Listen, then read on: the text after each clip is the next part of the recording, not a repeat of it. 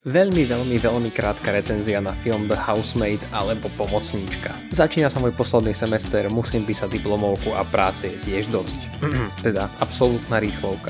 Film je o mladej dáme Millie, ktorú stvárňuje, presne vieš jej meno, ktorá sa zamestná ako pomocníčka lomeno upratovačka majetného páru Nine, Amande Seyfried a Andrewovi Brandonovi Sklenárovi. Postupne ako u nich žije, odhaluje veľmi nepríjemné tajomstvá tohoto páru a pritom sa odhalia aj tajomstvá, ktoré skrýva ona sama. Amanda vyzerá byť psychicky narušená a zdanlivo robí všetko, aby Millie znepríjemnila život. Amanda Seyfried je v tejto roli výborná. Behom okamihu prejde zo šťastia cez smútok až do absolútne šialeného amoku. Jej herecký rozsah je výborný. Na druhej strane stojí Sydney Sweeney, ktorej herectvo zaostáva. Tá slečna má na tvári stále ten istý ksicht. Vyzerá, že ju herectvo vôbec nebaví a Amanda ju absolútne zatieňuje. Samozrejme má faktory, ktoré na film dokázali pritiahnuť aj stranu publika, ktoré sa práve na spracovanie ich obľúbenej knižky pozrieť neprišlo. Ako hlavná postava nedokáže na 100% zaujať, ale to doťahuje práve jej protejšok. Na namakaného Brandona Sklenára sa tiež dobre pozerá, to je taký OK malý bonus. Ak sa vám páčila knižka, choďte na to, podľa mojej priateľky je to v celkom obstojné spracovanie. Teraz spoilerová časť. Twist s tým, že ozajstný psychopat je vo vzťahu Andrew, sa dá odhadnúť, ale stále funguje dosť na to, aby som film dopozeral. Vysvetlenie toho, prečo sa Nina správa ako švihlá, je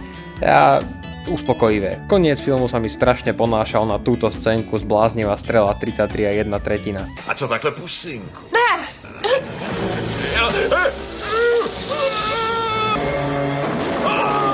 Bože, ty si ho snad zabila. Ja pôjdu s tebou. Pozabíme co nejvíc chlapů. Film bol veľký komerčný úspech, čiže asi môžeme očakávať ďalšie pokračovanie. Možno dokonca celú sériu, kde sa budeme pozerať na naozaj obrovské herecké talenty Sydney Sweeney. Celý runtime sa tvári, ako by jej niekto zjedol večeru. No, snáď budú pokračovania lepšie. Čiže áno, ak sa vám páči charakter Sydney Sweeney, dajte odber, ten veľmi ocením. Tiež like a ďakujem za pozretie tohto veľmi kratučkého videa. Ako som povedal, nemám teraz vôbec čas, ale v neďalekej budúcnosti mám pár rozpracovaných videí, takže na to sa môžete tešiť. Prajem dobrú noc.